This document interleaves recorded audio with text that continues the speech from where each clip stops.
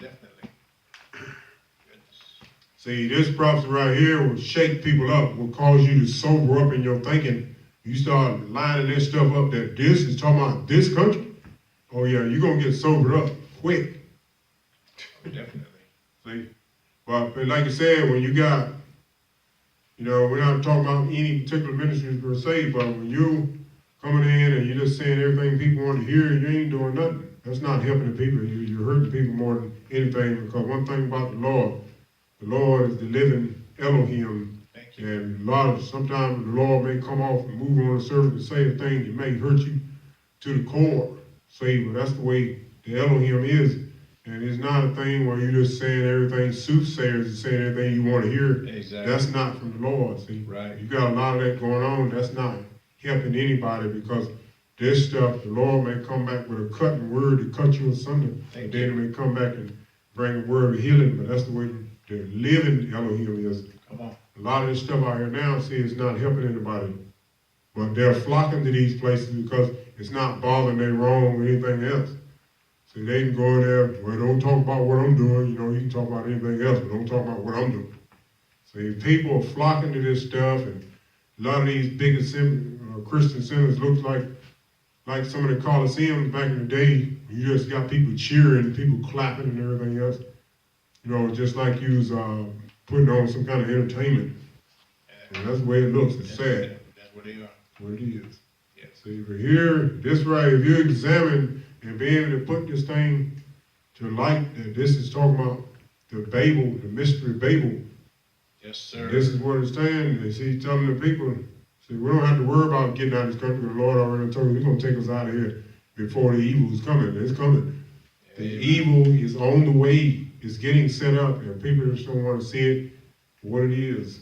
See, that's what He said.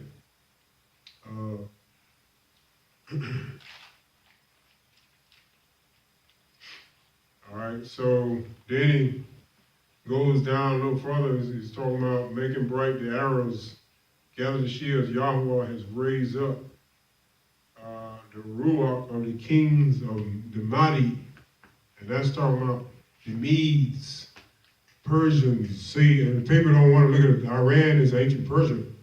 The Medes were the immediate countries surrounding that. See, people do not want to look at this for what it is.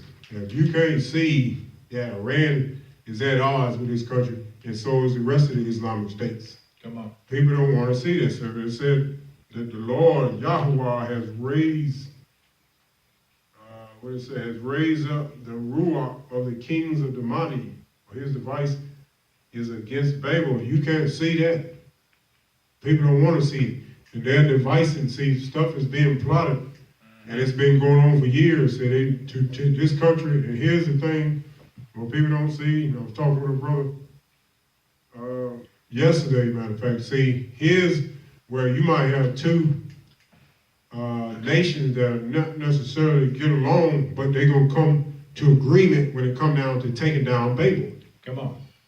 See, people don't want to see that. This country, you're going to get, you get several enemies that will come together for the purpose of taking down Babel. And they might not even have been at odds in the past. The two countries might be at odds, but they're going to come to agreement when it comes down to taking down this country. Come on. See, people don't want to see it. See, you might have, in time past, Russia might be at odds with other countries, the other countries over there and stuff. But when it comes down to this, they're going to come to agreement, because go back to Revelation. Here's a prime example. Those kings. That's right. See, here it says, in one instance it said that they had no kingdom. But in this case,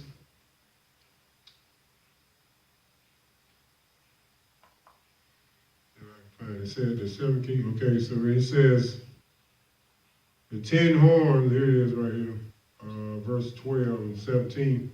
Notice what this is. And the 10 horns which you saw are 10 kings, which have received no kingdom as yet, but receive power as kings 1 hour with the beast. These have one mind, and shall give her power and strength unto the beast. then shall make war with the Lamb, and the Lamb shall overcome them. For he is Adonai, and Melech, Hamlech, and they are with him are called and chosen and faithful. And he said unto me, the waters which you saw where the whore sits are people and multitudes and nations and tongues. And the tongue's horn and the 10 horns which you saw upon the beast, these shall hate the whore, and shall make her desolate and naked, and shall eat her flesh, and burn her with fire. For Yahweh has put in their hearts to fulfill his will, and to agree and give their kingdom unto the beast, until the words of Yahweh shall be fulfilled. And the woman which you saw, that is that great city, which reigns over the kings of the earth. All right, so here we see, all right, said that they're going to agree, and this is what we're talking about. Yep. I'm just saying, a lot of times, these countries really, in a sense, want to be, over their own jurisdictions, but they're going to agree when it comes down to this. To this country. They're going to agree. See, they're going to say they're going to do the 10 horns shall hate the whore. So that's not talking about the Catholic Church. The whore is not the Catholic Church. No. See, this right here, the whore is the great Babylon, which it goes in the 18th chapter. 18th chapter of Revelation talks and goes in detail. So the great whore is the mystery Babylon. Come on. See, and this is what we've been telling people last year and whatnot. The Jeremiah's prophecy, Yirmiyahu's prophecy, is a detailed breaking down of this mystery Babylon. Absolutely. See, the kings of the Medes, the Mahdi is what they call it here. Over here, what we just talked about here in 51, of Yirmiyahu 51, said that the kings of the Mahdi, that's talking about those are the Islamic, that's the Islamic territory, Muslim territory, all of that. And people don't want to see that for what it is. So the Mahdi, so that'll tell you, that's another thing that gives it away. The Mahdi is the area right around the ancient Babylon, right around that area, Afghanistan, and all that. So that tells you that if that's the Mahdi is the Babylon, then the Babylon is not, that's not the Babylon. Mahdi is not the Babylon. See, what we're saying, Mahdi is talking about those, the Afghanistan and the Kazakhstan, all that, the Iran, the Persian stuff, all that in that area, even going up to the north to the Russians and all that. See, so the Babylon is not, that'll tell you that it's not talking about the ancient Babylon. See, this Babylon he's talking about is a mystery Babylon. Is what we're talking about. The one we living in. See, exactly. See, nobody's able to put 2 and 2 together. So in verse 20 it says, set up a standard upon the walls of Babel, make the watch strong, set up the watchmen, prepare the ambushes. See, that's what's going to happen. There's weapons out here now, and everybody always, most people are aware that an EMP can pretty much take everything out, and which can be detonated 30 miles above this country. So you're talking about something in the stratospheres and all that. Yes, sir. This can be launched into the upper atmospheres and can take out all your electrical grids, anything electronic, fry all your circuits and everything. See, ambushes.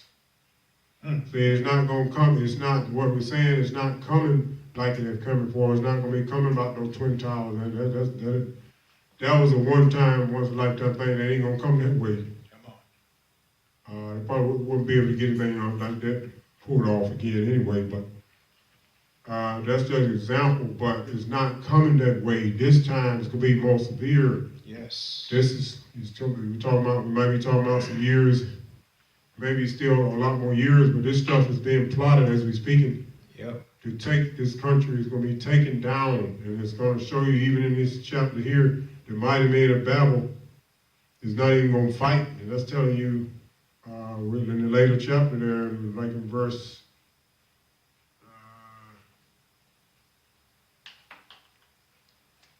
Look at verse 29, about 28, start at 28. Prepare against her the nations of the kings of Madi, the captains thereof, and all the rulers thereof, and all the land of his dominion. And the land shall tremble and sorrow, for every purpose of Yahweh shall be performed against Babel, to make the land of Babel a desolation without an inhabitant. The mighty men of Babel have forborne to fight. They have remained in their holes. They might have failed. They became as women. They have burned her dwelling places. Her bars are broken. All right, so this example, what we're saying, the only way something like this can happen is basically if you put a weapon like an EMP, for instance, if you put something like that in motion, then it's going to cripple the nation. The nation is going to be in the dark. Thank you. All right, that means all your mighty captains and your officials and stuff in the military will be unable to fight. And that's what it's saying here. It says that the mighty men of Babel have forborne to fight. The only way that can happen is if you've already done something to prevent them from fighting. There you go. So in other words, so if you knocked out all the electrical circuits, that's going to mess up all your sophisticated weaponry, your missiles, all of this stuff. Your communication. There you go. See, so that means it's going to be a conventional situation. You're sitting duck. See? Amen. So that tells you, so nobody's going to be able to just come over here. You got all your defenses up and all your anti-surface missiles and all that stuff, everything set up, your radars and everything, satellites and all that stuff is still in place. You ain't going to be able to come over here. You're not going to be able to go heads up with a country like that that's already set up. That's ridiculous. Exactly. See, and that's what he's saying, but the only way they can not fight is if you're going to have to cripple them in another way, and then you can go in there and do the ambushes like they talk about over here in verse 12, that prepare ambushes.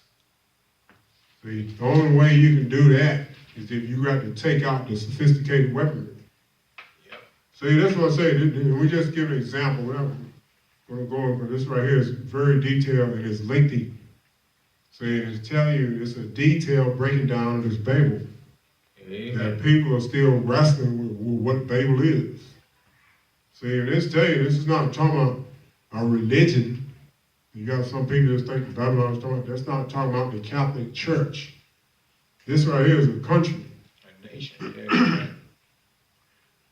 Right? So it's not talking about somebody going over there and taking Rome out, because there ain't all this stuff going on in Rome. They ain't got no military. Matter of fact, that's even, if you do research on the Catholic Church, they got their dwelling place is just like a country within itself, but they don't have an active military. They don't have a military over there where they just send troops out. It's not like that. It's not set up like that. The papacy and the Vatican is not. They don't have a military. They rely on the militaries of the other countries. They don't have a military. So that tell you it's not talking about the Catholic Church. People are still harping on that.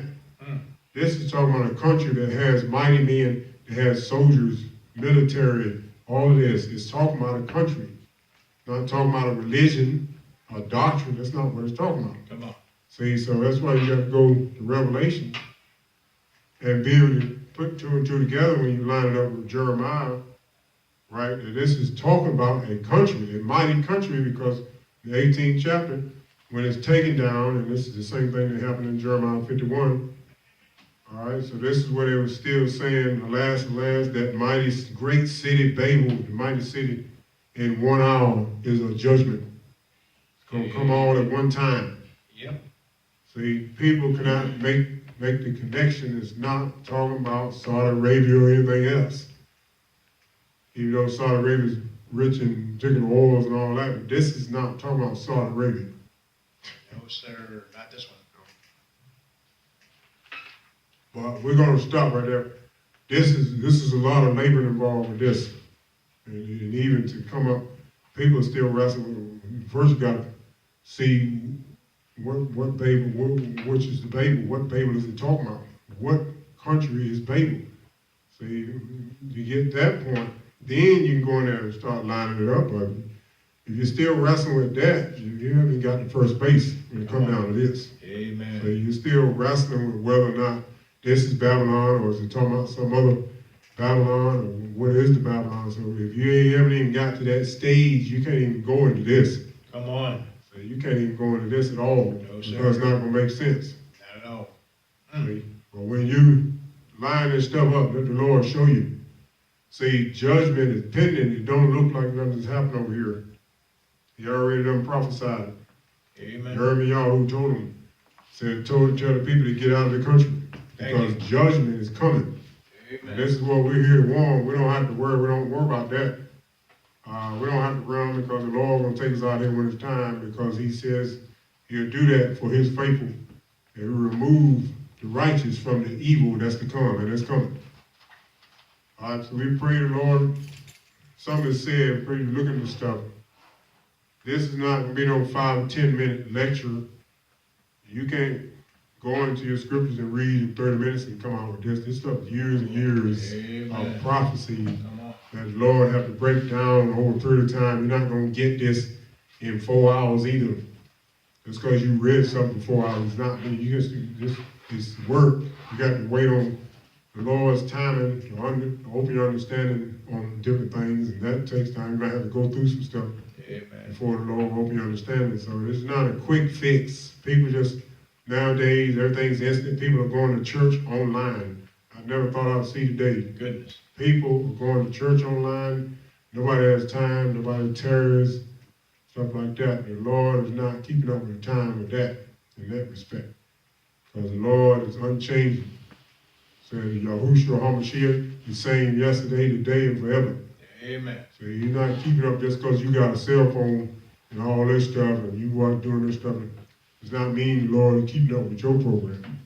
Goodness. So we got to wait on the Lord's time and stuff. You got to wait. You might pray about some stuff and everything. You have to wait for the Lord to answer about different things.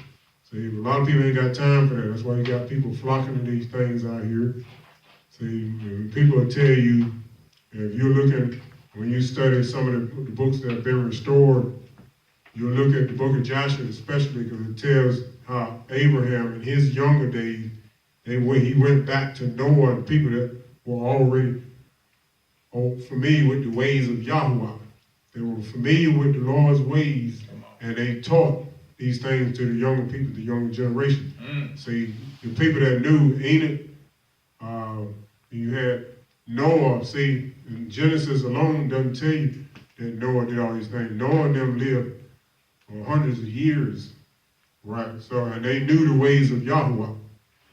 See, so and then when Abraham came back, I think it said at one point he stayed with Noah. He went back to Noah and all them, Shem and everybody, to learn the ways of Yahweh.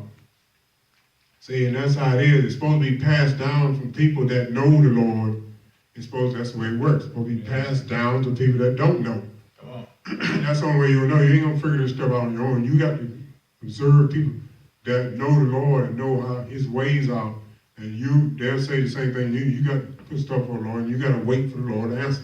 Amen. The people, even the prophets and patriarchs back then, had the same mindset. They're going to tell you, you got to seek the Lord, and that doesn't mean it's going to be a 5-minute thing. People ain't got time for that nowadays. Everything is instant. Thank you. Nobody has time. You got to turn, hang in there with the Lord.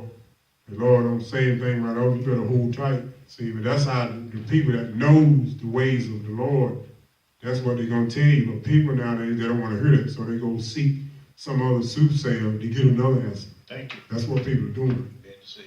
See, and just destroying yourself is all you're doing. But we'll pray to the next meeting we have. And we pray hopefully people will start looking toward these things. That's what it's going to take. You're not going to get your soul together in 1 day, in 2 or 3 days. No, So it takes time to get your soul together.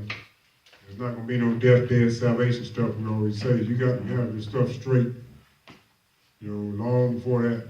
Because you can't just get your soul together in 5 minutes. Don't work that way. Come on. All right, so we pray the Lord bless you till next time. Shalom. Shalom.